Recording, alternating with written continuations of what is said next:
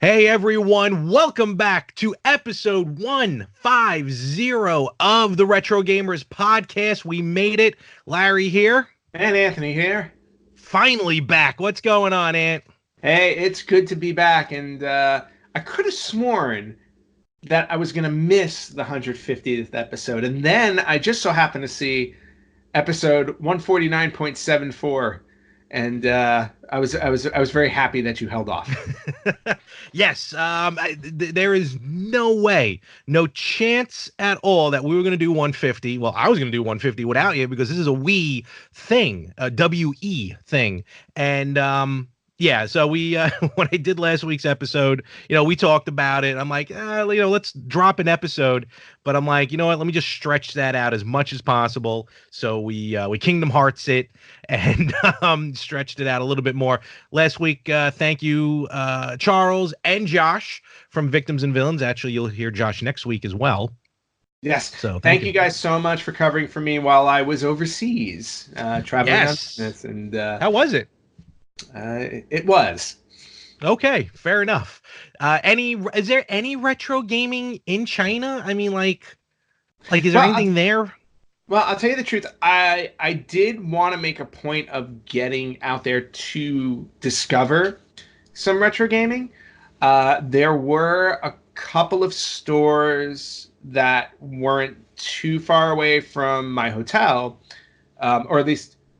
Which hotel was it? I'm trying to remember because I didn't stay in one place. I basically traveled every 3 days, 2 or 3 days. Yeah, you were all constantly on the move. I was all over the place. Yeah, so every time I was like on a new flight into a new city, new hotel.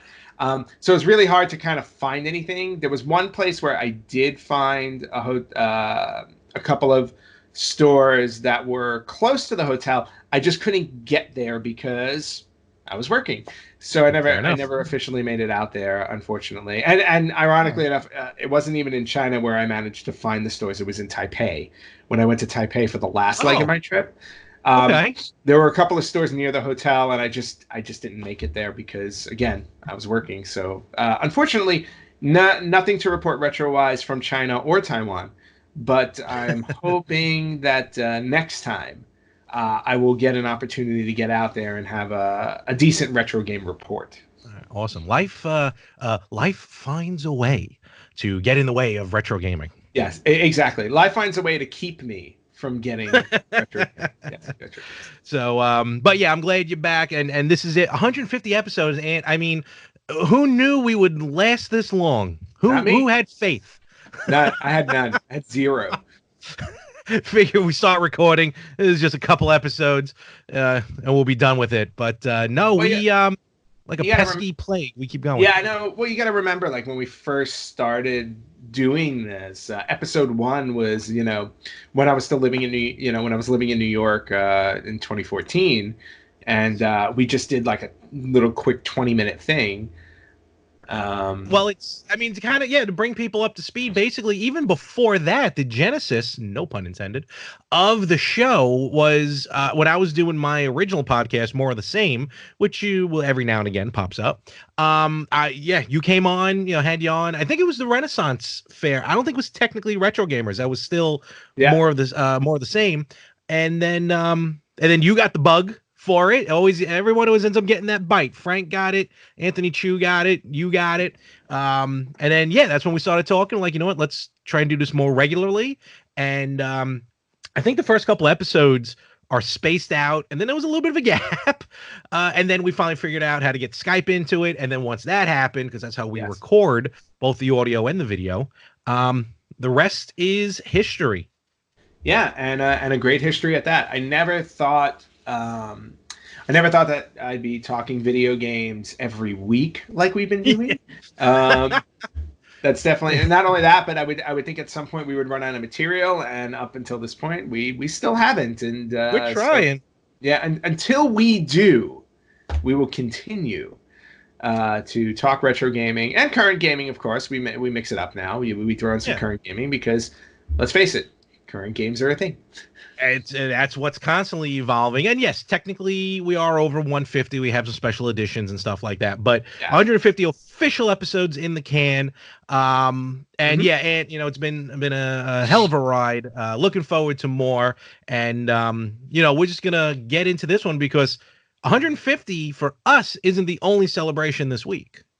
No, absolutely not. It is a very special week in terms of video game history because 20 years ago, for those of you who do remember, and if you don't, definitely worth looking up if you want to learn some video game history. 20 years ago, on 9/9/99.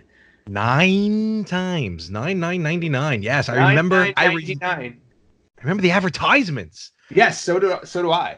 We were gifted with the last home console ever to be produced by Sega, the Sega Dreamcast.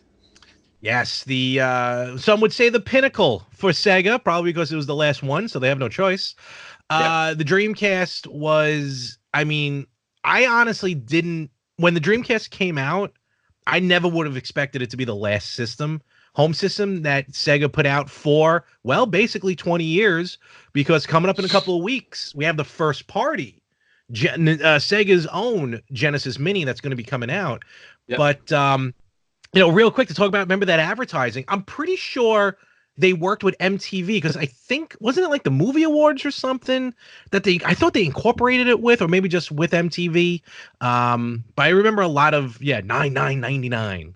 Yeah, no, I wish my memory was better, but I really do. But I do remember, I do vaguely recall like MTV having a stake in that, and I think, or at least having a stake in the advertising for it. But I remember the commercial like 9/9/99. Yes, it was just like they beat it into your head, and you just, I always give it to Sega for their ad campaigns because I always felt like they did really good ad campaigns.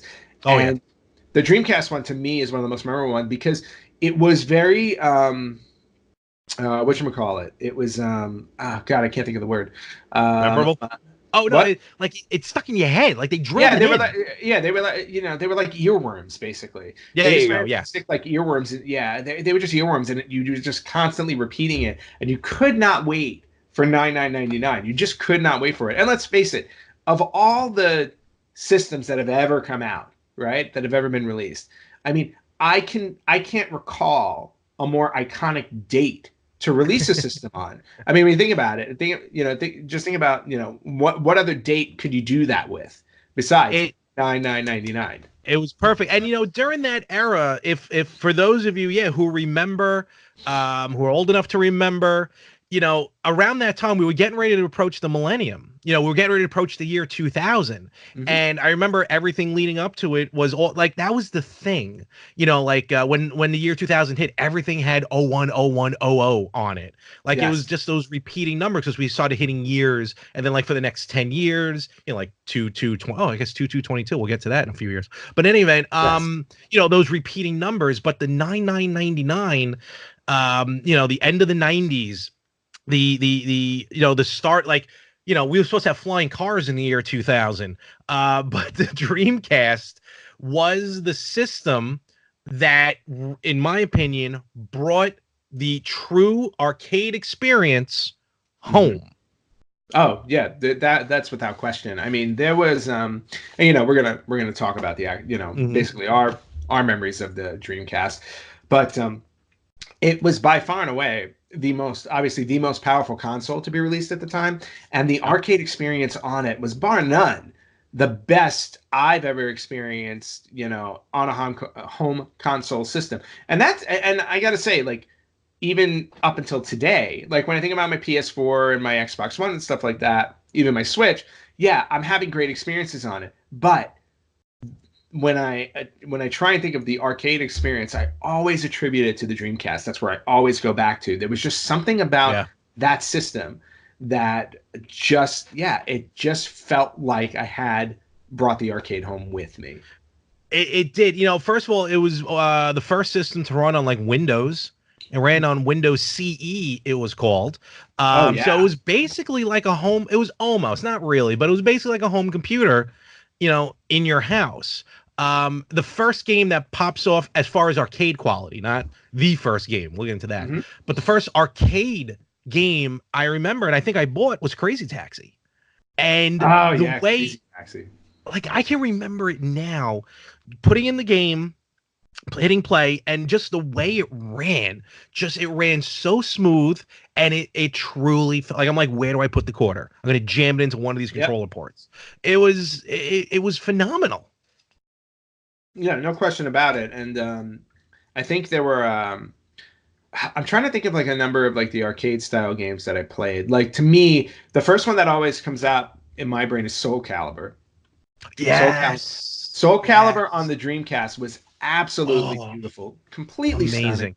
And I remember playing it because I was like, I remember when I first got it because I'm like, Soul Calibur did not have a large number of fighters in the game. No, not at I'm all. like, okay, and and of course this was, this was on the eve of like Mortal Kombat trilogy and stuff like that, where there were like a ton of fighters, and I'm like, well, Soul Calibur doesn't have a whole lot, but let me tell you something. Like when you bit into that game, Oh, forget about it. the animations were fluid, the fighting was intense. Again, the 3D environments were so just gorgeous for especially for that time. I mean, 20 years later, we're playing games obviously that are so much more cinematic in quality, but Yeah. but I realized, but honestly, like Sega, I really thought like put their stamp on it with games like that. Like I still have Soul Calibur for my Dreamcast, and God, I mean, it's one of those games that I'll go back to every once in a while just to remind myself of how awesome it was.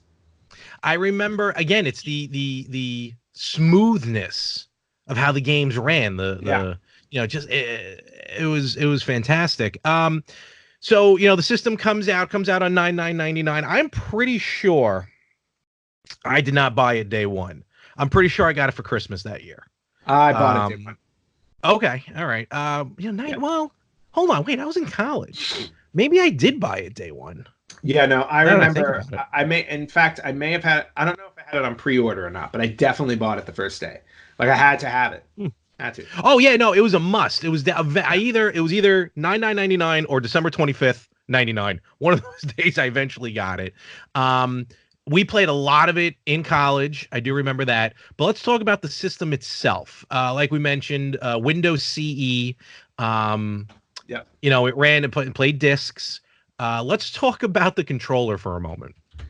Okay. So for the It control, was a little weird.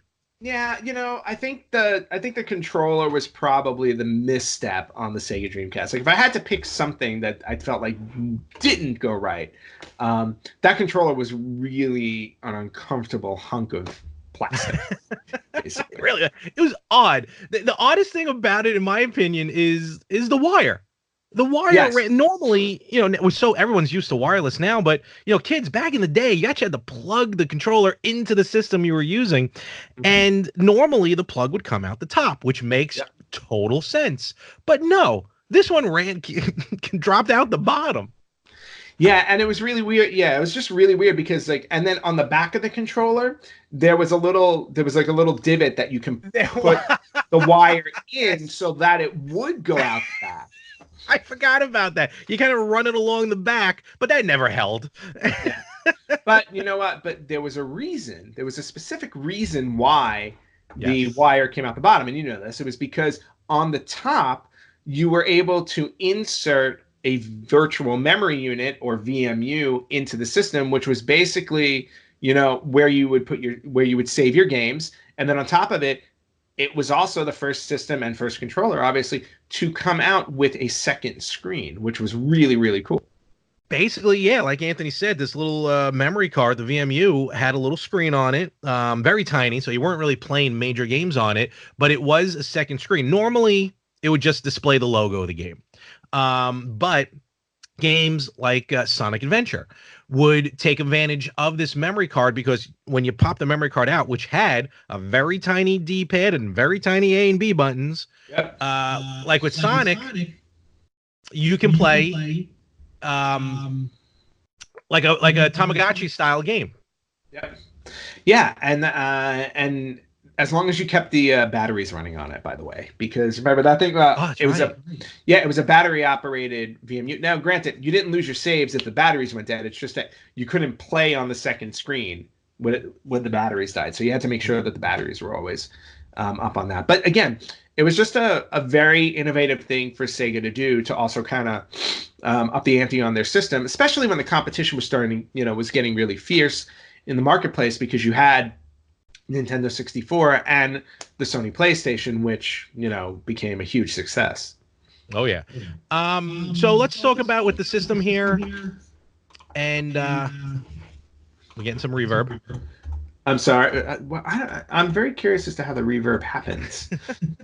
Because it happens sometimes, that happen all the time. It does. It does. I think we're gonna just take a very, very. For you, it's gonna be half a second.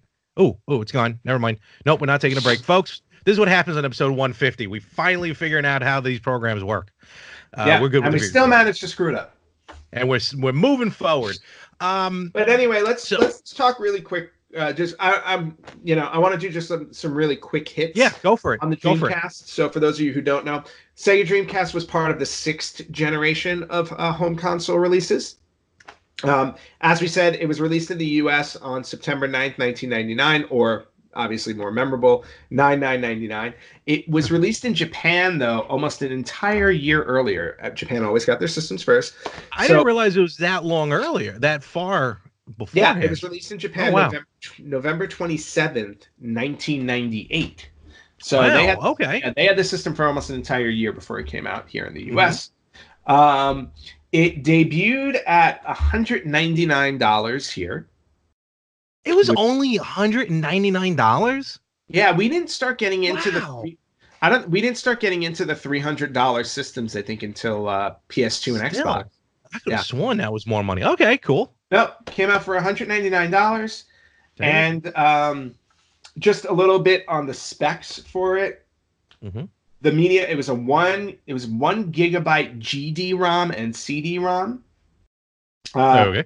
The CPU was 32-bit at 200 megahertz, which is still, by today's standards, super slow. The memory was 16 megabytes of RAM, 8 megabytes of video RAM, 2 megabytes of audio RAM. And the removable storage, that little VMU, was a whopping 128 kilobytes. Woo! Just pushing the graphics. Exactly. It was also the first. It weighed 3.3 pounds. For those of you who want to know. It was a little chubby.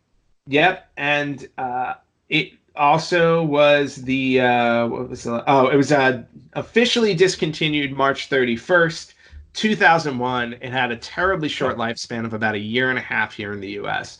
And it sold 9.13 million units, which again wasn't very good. Again, this was the last system to come out for Sega. Sega left the hardware, the home console business at least, after the Dreamcast and just stuck to creating software.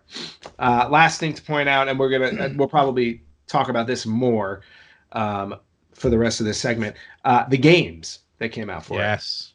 So not a bad release, because when the system came out, there were 18 launch titles. 19, I think. What? Maybe 19. I have a list here of 18.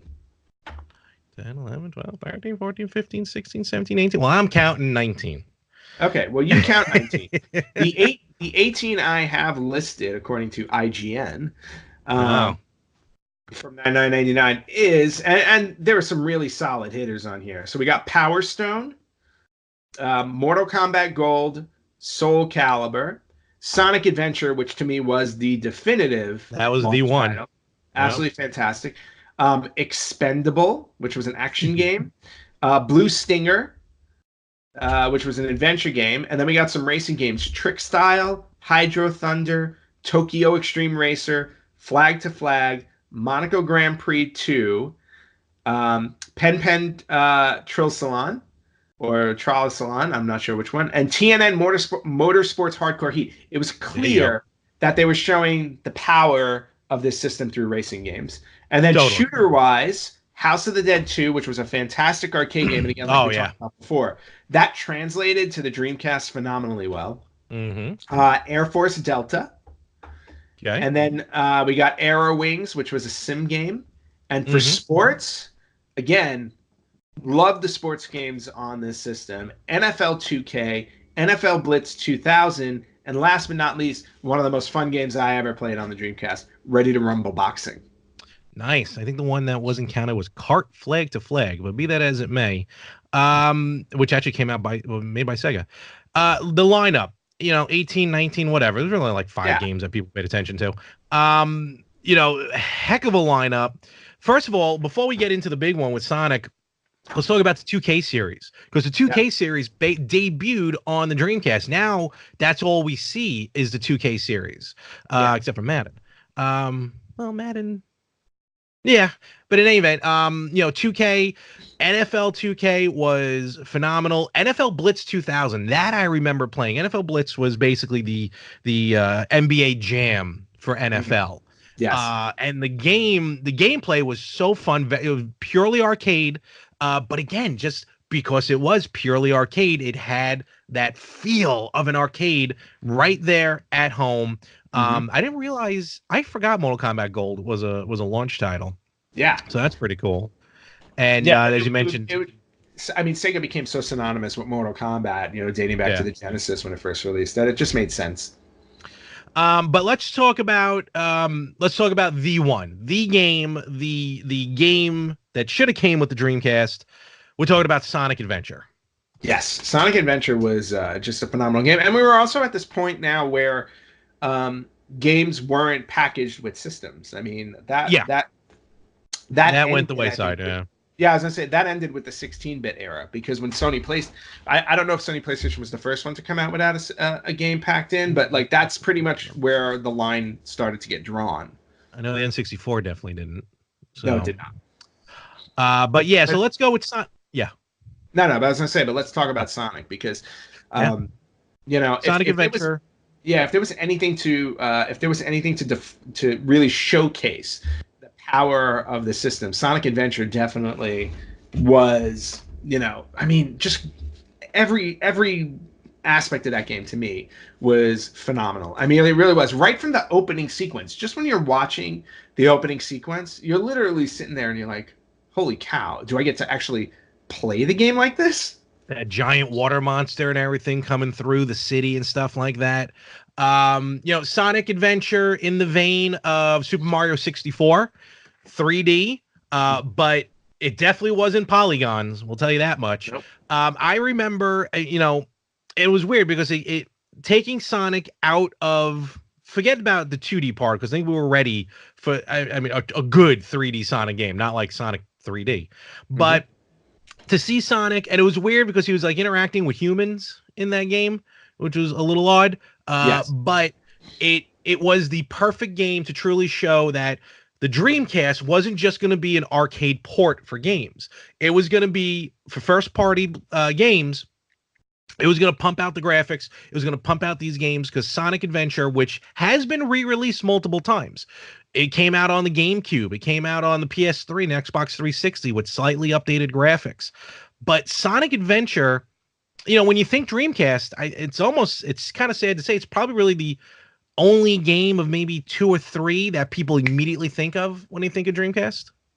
Yeah, I think that's definitely correct. Because again, the Dreamcast didn't have, unfortunately, there was a reason why it had a short lifespan. It did not have a ton of games that people found really memorable. Especially when a lot of the games that you could get on the Dreamcast, you either already had or could get on the PlayStation, which most people already owned. So, and that was part of the problem for them. But yeah, Sonic Adventure, probably one of the 2 or 3 most well-known games. And by the way, it was the best-selling game on the system. I think it sold somewhere between 2.5. I want to say it sold 2.5 million units. So basically, somewhere along those lines, yeah. Yeah, so about like 25 to 30% of all Dreamcast owners own Sonic Adventure. And with Sonic Adventure, the replay value of Sonic was awesome as well, because not only do you defeat the game with Sonic, then you go back and play as Tails, you play as Knuckles, Amy, the cat, and even that robot. So, so Sonic Adventure, definitely a pinnacle of the Dreamcast. What are some of the other games that you remember really playing, really having a good time playing? Well, outside of Sonic and Soul Calibur, I was wise enough to pick up Tony Hawk Pro Skater and Pro Skater 2 on the Yes. Dreamcast instead of the PlayStation. And man, was I happy I made that decision, because those games on the Dreamcast were, in my opinion, were markedly superior to the Sony PlayStation versions. Yeah, I mean, I personally remember Tony Hawk 2 on N64. That's the one I played it on. But when I would go over your house when I first played it on Dreamcast, first of all, the music. Yeah. I mean, that's what aided, that part for the Dreamcast, because it was on a CD. The music was phenomenal in Tony Hawk. Oh yeah, no, the music bar none. I mean, if anything, I mean, I was obviously late to the game, but I got to learn about the musical genre known as ska, thanks to Tony Yeah. Hawk Pro Skater. And in fact, I still have the title track of that, Superman. I still have that on my computer, and I still play it.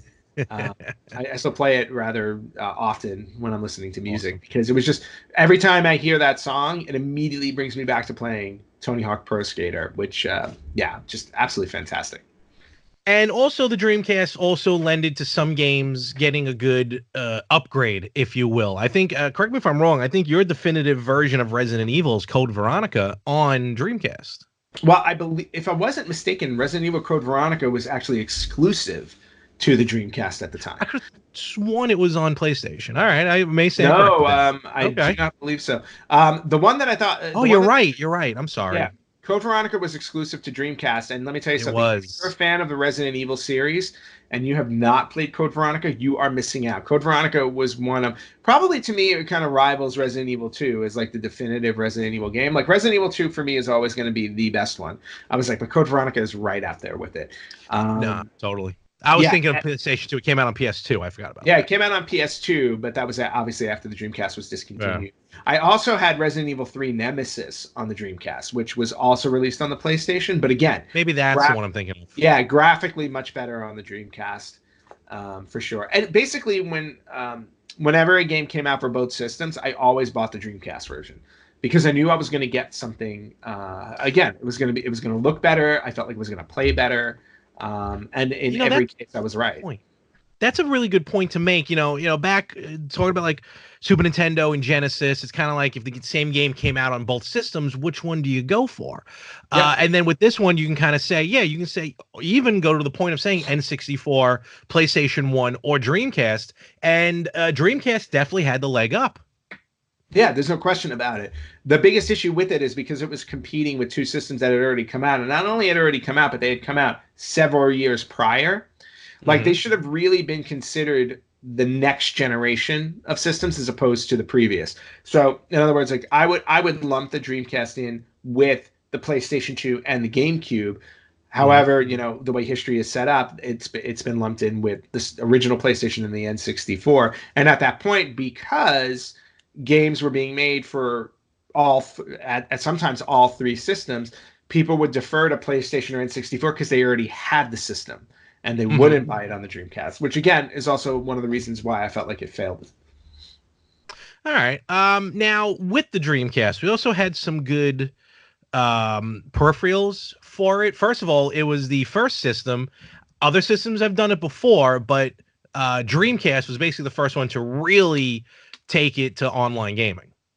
Yes, SegaNet, which was the introduction of the internet or at least the internet in the U.S. on systems. The internet actually dates all the way back, and we've talked about this. Dates all the way back to the Famicom in Japan. They had an online system on that. But for us in the States, the Dreamcast was really the first home console. It actually, do you remember, it had a jack in the back to plug it in. So you can play online, which was awesome. Now, I never took advantage of that. Neither have I. Unfortunately, yeah, I missed out on that part. Was there? Why do I remember you can take that? Oh no, I'm thinking of GameCube. I thought it was removable. The phone jack. It wasn't even an Ethernet. It was a phone jack. Yep, it was a phone jack. I don't know why I didn't take it off. Nope. Some other cool stuff on it that took advantage. Do you remember the keyboard and typing of the dead? I do. Yeah, That was a fun one. typing of the day. Yeah, I mean, it sounds lame. It does. It sounds lame when you think about it. It's like, It wait, does, yeah. you're asking me to type, but it actually wound up being a very unique, fun experience on I the love system. that game. I loved that game. Actually, recently, Game On, the boys over there had it set up with the typewriter, Typing of the Dead. And it was just, it's still a difficult game to play, as weird as that sounds, because not all the words are regular words. Some of them just kind of just hit one letter or a number or something. Um, Also, let's talk about one of the oddest games in gaming was on the Dreamcast. And if you don't know what it is, it sounds very weird. Seaman. Oh yes, Do you Seaman. remember that one? So Yes, before everyone starts, officially pronounced Seaman. Just so correct. So everybody knows. before everyone starts getting on us, Seaman was a game that you basically raised a fish with a very, very freaky human face. Yep. What was even weirder was that Leonard Nimoy was the one that was narrating the game. Yeah, it was just, God, one of the strangest things ever put together, and yet again, it's just one of those games that everybody talks about when you talk about the Sega Dreamcast. Seaman seems to come up all the time. And it had a microphone, so Yep. that plugged into the port there. I'm trying to think. They had a rumble pack that went into it. So Yep. Dreamcast, Sega tried what they could with the Dreamcast. I'm pretty sure there was a light gun that came out for the Dreamcast. I don't Peripheral wise, remember yeah. it, Mm-hmm. but I feel like there was one. I'm not talking about like the one that came with like GunCon games. But Dreamcast. Also, the other thing I want to talk about real quick about Dreamcast games. Do you remember Bleem? Yes. BLEEM. So Bleem was this company that I remember seeing it in the store. I'm like, what is this? Bleem put out basically it was for 3 games that would let you play PlayStation games on the Dreamcast. Yep. The 3 games were Gran Turismo 2, Tekken 3, and Metal Gear Solid. And basically it was just a boot up disc. And then you switched out, you put the PS1 game into the Dreamcast, and it played, and it did up the graphics a little bit. Yeah. Sony amazingly unsuccessfully sued Bleem, I guess for copyright or something like that. I forgot the reason why they lost the thing, but I thought that was very weird. But also seeing how Dreamcast ran on a Windows program makes sense. Yeah, no, it made total sense. And again, it was just something. It's like an odd piece of video game history, and it's surprising that Sega was able to get away with it. Yeah, or Bleem did, yeah. Or Bleem, I should say. So let's talk about. I'm sure there's some fun facts about the Dreamcast. Yeah, there are some fun facts. I just wanted to throw in another game really quick. A couple of other games before we get into a couple of fun facts about this. And one of them was this horror game that I love playing called Illbleed. Do you remember Illbleed? Oh, I do remember Illbleed, yes.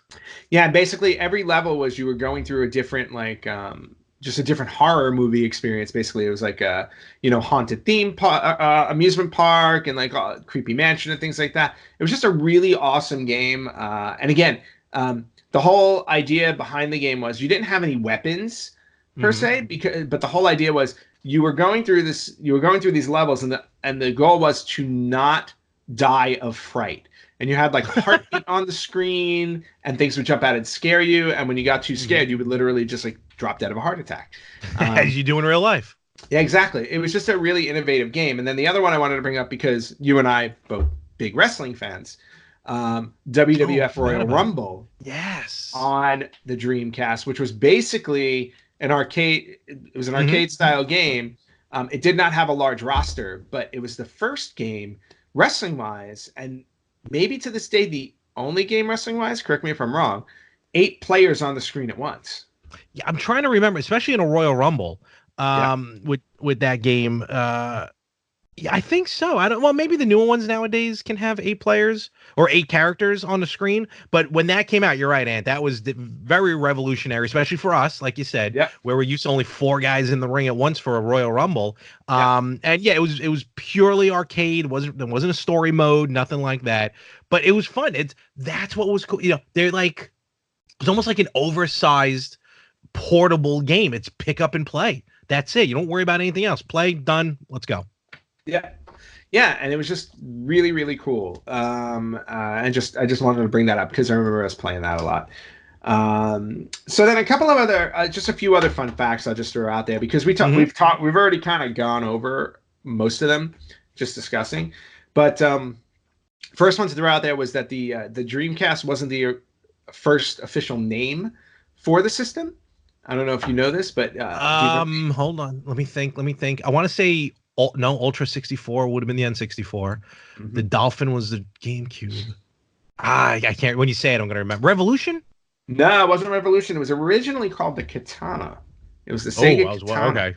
Yeah. Way off. And then they switched it to Dreamcast, which, to be honest with you, I think is a far superior name. Anyway. Total.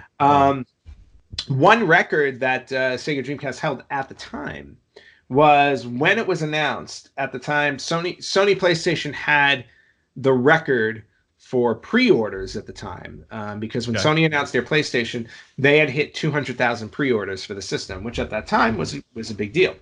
Yeah. Dreamcast flew past that and hit 250, so 250. Oh wow! Pre-order. So they actually held the record at the time for more pre-orders than any other system. Cool thing about their games was to combat piracy. Do you remember like the black side of the discs? Like at the on a Dreamcast game? Yeah, on Dreamcast games. I don't remember them having a black underbottom. I know PlayStation did, but that was just pure aesthetic. Had nothing to do with anything. No, I thought it was interesting. PlayStation. I thought they did that, but in order to avoid piracy, that's where the whole GD-ROM format came out. Oh. They came out with this format called GD-ROM so that you couldn't copy the discs. Because remember, Sony had a lot of piracy issues because you could essentially copy a Sony PlayStation game easily. Yeah, easily, and play it on the system. Yep. So Sega came up with their own format called the GD-ROM to stop people from, piracy. To your point, we already talked about EA and the 2K series, which was amazing. Here's something I actually didn't know until I looked this up, but there was originally supposed to be a partnership between Sega and Microsoft on the Dreamcast that fell through. And that makes sense because of the Windows. Yeah. What happened was the Sega talked to Microsoft about allowing Dreamcast games to play on the Xbox because they were developing the Xbox after the Dreamcast decided that they were going to discontinue. But like a backwards capability? Yeah, basically, like all Dreamcast games would be playable on the Xbox. The reason why the talks fell through is because Sega insisted that online gameplay be a major part of it, and Microsoft at that point with the Xbox wasn't doing online gaming. So because of that, the deal never. Man. Boo. Otherwise, all Dreamcast games would have been playable on the Xbox. That would have been phenomenal. Yep. So let's see. We talked about Windows CE. We talked about you were talking about the camera peripheral for the system. There was a game called Visual Park that came with the camera system. Wait a minute, I don't remember a camera system. It was a camera system. It was called the Dream Eye. Oh, yes. Oh, I may have had that. Wait a minute. Why does that sound so familiar? Yep.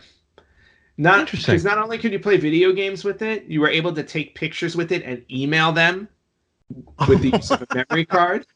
It had a photo editing program. Well, that doesn't sound too familiar anymore. But the Dream Eye sounds familiar. Yeah. Yeah. So maybe it never came out in the States. I don't know. Okay. I don't know. It still sounds interesting. But it was just an interesting thing. Let's see. The last game on the do you remember the fishing rod peripheral? Yes, that I do. Yep. I forgot the name of that. It was Sega Bass Fishing, I think it was. Yeah. That was the main driver, and it came with a little fishing rod controller, so you would actually go fishing, which was really cool. And then there was I want to say the last thing I want to bring up. a game we did not talk about that was phenomenal on the Dreamcast, and most remember was is it Shenmue? How do you say that? Oh, Shenmue, yes. Shenmue, and Oh, Shenmue yes, that 2. started there. Yes. Yeah. They started on the Dreamcast. And then the last official game for the Dreamcast. Now, remember, we said this got discontinued in 2001, but the last official game on the system released by Sega was actually 6 years later in 2007. Oh, wow. Yeah. So that's just an That's interesting. interesting. Yeah, it was an I interesting little thing. I have seen recently. I've actually seen an influx of homebrews for the Dreamcast. So Yes. that's starting to become a bigger thing now. Yeah, the homebrew market for Dreamcast is. I mean, homebrews are becoming pretty much. People are creating homebrews for every system, going all But the way now, back to like the early 2000s. They were making Atari. Remember, people were well, making yes, Atari games. but Like, this is like the first time I've seen it for a CD-based system. yeah, I'm I not guess saying they're so. not out there, but Yeah. I haven't seen any like for the PlayStation or No, Xbox. no. I agree with you on that. I think Dreamcast is like the first, at least Yeah. the most significant CD-based system that I've heard it. I don't think anybody's clamoring to make homebrews for the GameCube. So. Oh, boo. I know, Such an but still. underrated system. But anyway, Go on. those were basically just the other little fun facts that we did not touch on as we were Hmm. talking about the Dreamcast. But again, I mean, 20 years later, to me, like I still look back fondly on the Dreamcast as one of the systems I had the most fun with, even though the library was somewhat limited. Yeah. That's all right. You know what? That's what makes it. Sometimes it's the intimacy of having that smaller library that kind of makes the system even more lovable. And hopefully, knock on wood or stucco or whatever I got here, the Polymega will be able to update themselves for Dreamcast. Because Yes. I'm dying. I haven't played a Dreamcast game like on Dreamcast in a long time. I've gotten Crazy Taxi on Xbox and a couple other games, the Sonic Adventure games I got on GameCube and stuff like that. Hmm. But hopefully we'll see that resurgence of Dreamcast. Hopefully sometime soon. Larry, let's continue our love for the Dreamcast just a little bit longer with this week's Did You Know segment. What could we possibly talk about that we haven't already mentioned? Funny you should mention that. This is actually a piece of information I did not know until I was doing my research on the Dreamcast. But in the last segment, we had talked about how the Dreamcast discs, or Sega, I should say, created the GD-ROM disc to avoid piracy. You know, something that the PlayStation was suffering from. Yeah. However, did you know that Probably. on each GD-ROM disc there was a hidden Easter egg that was related to the piracy? Was it really? Yes. So on every disc, and you can try this out if you should happen to have a standard CD player at home.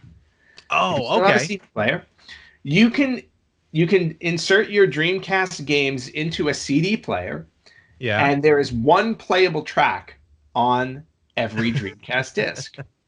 Oh, wow. And on that track, it says, this is the message it says, this is a Dreamcast disc and is for use only on a Dreamcast unit. Playing this disc on a hi-fi or other audio equipment can cause serious damage to its speakers. Please stop this disc now.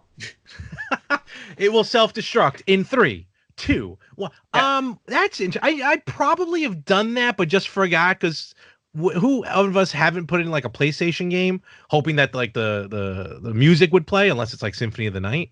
Right. That's pretty cool.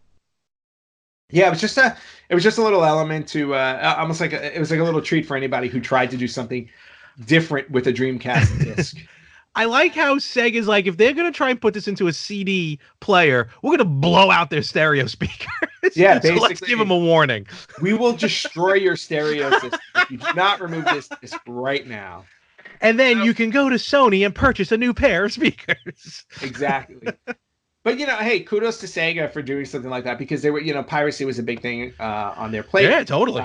So just a really cool little useless piece of information for everybody who did not know that Sega Dreamcast games do have a playable track on them, and that is this week's Did You Know? Okay, we are going to try and finish episode 150 here. We had some technical issues. And we're going to talk about some news first. And a lot of the news actually came from Nintendo Direct that dropped last week. Yeah, they. I was actually really surprised with some of the stuff they came out with too. So let's get to it. Yeah, no, they definitely have some cool stuff here. And I'm just going to keep on going. So we got 20 games available now for the Super Nintendo Entertainment System, Nintendo Switch Online. We finally got it, and it's basically a better version of the Super NES Classic on the Switch. Yeah, more or less. I mean, if you're willing to pay the annual fee of whopping $20, you can now access 20 Super Nintendo games along with the NES library that they are constantly updating on there. Yeah, so let's talk about them real quick. These are the 20 games, which actually is a really good lineup, I gotta say. So of course we got some of the obvious ones: Super Mario World, Super Metroid, Super Mario World 2, Yoshi's Island, Star Fox, Pilot Wings that I hated. I know you love.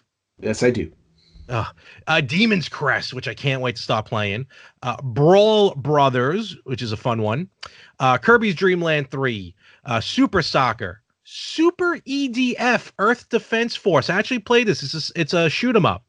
Awesome. I never played it before. That one is fantastic. Yeah. Mentioned Super Mario Kart, F-Zero, Kirby's Dream Course, Super Puyo Puyo 2, which is an imported version of the game. Yes. Super Tennis, The Legend of Zelda, A Link to the Past, Stunt Race FX, which is the first time I believe this game has been re-released. It's actually a very fun game. I tried it. It's a racer. Okay. Very polygony. Super Ghouls and Ghosts, Breath of Fire, and Joe and Mac 2, Lost in the Tropics. Nice. Basically, so, yeah. For those of you who did not buy a Super Nintendo Mini, this is basically the response to that. Yep. And of course, like they did with the NES, where you can buy NES controllers, you will be able to buy wireless Super Nintendo controllers for the Switch. They're not available for purchase yet. They're only available to those with Nintendo Online. Not a free subscription, but a full paid subscription, not the 7-day trial. Mm-hmm. And the weird thing is, they're only, unlike the 2-pack for the NES, this one is only one controller per pack, but you can buy up to 4 of them. Nice. So that's interesting. And it does not charge attached to the Switch. It actually will charge via USB-C, which I think is awesome. Oh, that's really cool. Yeah. Yeah. And, being able to play, just being able to play wirelessly is, an awesome perk. So that's going to be some cool stuff there. So check out the Super NES lineup. Very, very cool. And with the rest of the stuff from the Nintendo Direct, I mean, we get a lot of re-releases.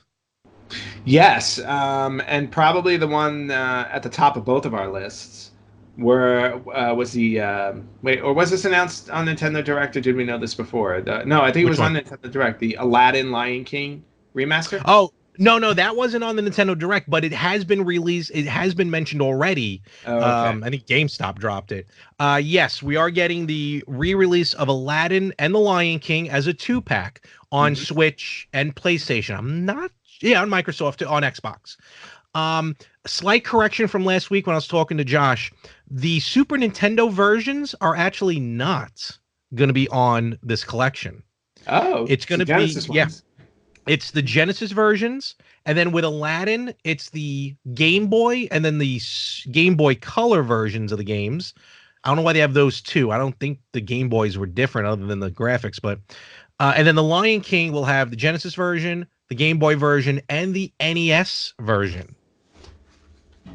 So that's interesting. The NES version? There was an NES Lion King, yeah. Wow. Okay. Yep.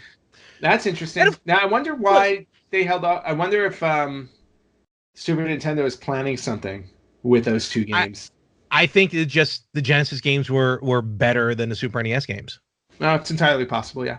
So, and really not much gameplay difference between those two, other than like some of the graphics. So I figure go Genesis on that one. Now, granted, with an update later on, they could probably download something or something become available, like Konami did with their collections. But still, I believe it comes out next month. I don't have the exact, maybe November. But yeah, these are two games, and Josh mentioned last week with the re-release, with Disney putting out the live action versions, now's the best time than ever to put those games out. Yeah, there's no question about it. And yeah, especially with the films, it's perfect. Yeah. Yeah. Also mentioned on the Nintendo Direct, and we've been seeing some N64 games being released on the Nintendo Switch, and for that matter, some of the other consoles as well. But we are getting, and we've already gotten Doom 1, 2, and 3 on the Yes. modern consoles. These aren't just Nintendo, but we are now getting Doom 64. Nice. That was a great version of the Nice. game. I'm just looking at the list here. Oh, another game that was released on the PC and I think on GameCube as well. So as far as I know, it's technically kind of the first GameCube re-release Mm-hmm. on modern. I'm not just going to say Nintendo. I got this from Nintendo Direct, but on the modern consoles. Star Wars Jedi Knight 2 Jedi Outcast. Oh, I heard. I never played that one, but I heard it was a really solid game. Yes. Yeah. They started showing like it was Star Wars. And they started showing. I'm like, oh, Shadow of the Empire. Oh my Oh, that would god! be But cool. it was this one. But that's okay. That's cool. Some other releases on here. Tetris 99. For those of you who don't like downloadable content, Tetris 99 will have a physical copy that's now Nice. available Oh, with the DLC. yeah. Oh no! Speaking of which, Yeah. Well, with this isn't exactly DLC, but it's not it's not a podcast episode unless somebody makes a cameo. look, God, he's like such a miserable face. He just wants the world to burn. Uh, and then the other thing I've been seeing on Nintendo, everything that gets re-released is a definitive edition. Always. Everything's definitive, which basically is the old game plus old DLC. From originally from the Wii, the Xenoblade. Let me try that again. Xenoblade Chronicles Definitive Yes. Edition is coming to Nintendo. And then they mentioned some other games, like Luigi's Mansion 3 and Legends of Zelda Link's Awakening, Animal Crossing, stuff like that, Trials of Mana. So it's a good lineup. If you haven't checked out the Nintendo Direct, go check it out. So some good stuff coming up with Nintendo, even with the other systems as well, because a lot of these games are coming out on Xbox One and PS4. Yeah. And one of the final things I want to mention, it's episode 150. It's time of celebration. It's time of joyfulness. I got the champagne is on ice. Gonna have a little bit of the bubbly. That's the new thing that I love. But I have to mention something that's upset me. I've lost some sleep over this. And it's probably we may need to get Josh on here because I just need, he's when it comes to struggling, he's good to talk to. I don't want to talk to. Yeah, I wouldn't want to talk to me either. I kid because I love. But no, it really was one of the hardest things I've ever had to do. Okay. I've had to purchase a game through limited run. Wait a minute. The limited run? I need a moment. Moment's over. Limited run. You've won the battle as they've released Jay and Silent Bob's Mole Brawl.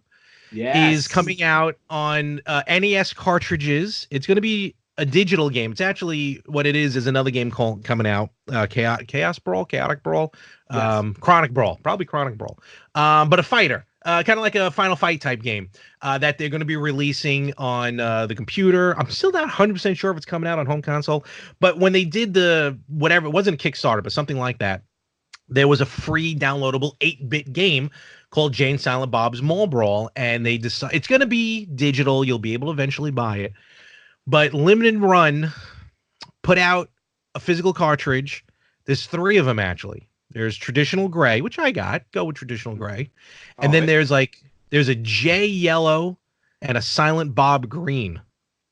Ooh. So 3 different cartridges. And also there's which I did not order this, but there's also like a box set with like the soundtrack and some other, like a mini poster and some other stuff that came out for it. Now, the saving grace for me is that I didn't order it directly through Limited Run. I ordered it through like the Jay and Silent Bob page for the game. Okay. Now, also, I pre-ordered it, and the way Limited Run likes to screw people is that you have like a 27-second window to be able to pre-order these games. And I pre-ordered it like a week and a half before the official pre-order on limited run. So I'm waiting for someone to screw me because I've already paid for it and tell me, oh no, you had to get it through limited run. So I'm waiting for the ball to drop. And if it does, I will just laugh hysterically. Sorry. But I got my buddy at work, I think, who ordered a couple of copies as well. And again, I'm going to get some of the Star Wars games from him because I'd rather pay him more money than limited run. That makes sense. But limited run, you've won this round, and it's going to be the only time you ever win the battle. I'm going to win the war on limited run. I don't see that happening. But okay. And something made me happy. And of course, the views that I express on limited run are those of mine and mine only. Anthony loves limited run, so whatever. But very happy with I did see something that made me happy online when someone posted on a page, a group that I'm part of online, when they're like, I know a lot of people have things to say about limited run, but this is still cool. And then they showed the Jay and Silent Bob thing. So I'm not the only one who has issues with limited run, but whatever. So I hate to close this show on a downer, but I had to mention that. Well, we're not going to close it on a downer. I do have one quick thing to announce. Oh, okay, also, good. Which is there's currently a PS4 game sale going on. I think it goes through September 17th. I gotta check that out. Yeah, I've already checked it out, and they've got some really good sales. Couple of the things to point out on the retro side of things is the Disney Afternoon Collection. If you haven't purchased it yet, that includes the game DuckTales, DuckTales 2, Chip 'n Dale Rescue Rangers, Tailspin, all those good old Disney games from the NES. It is currently 75% off, so you can pick it up for $5. Ooh, gotta get on that. So if you want that, if you haven't bought that yet, definitely pick that up.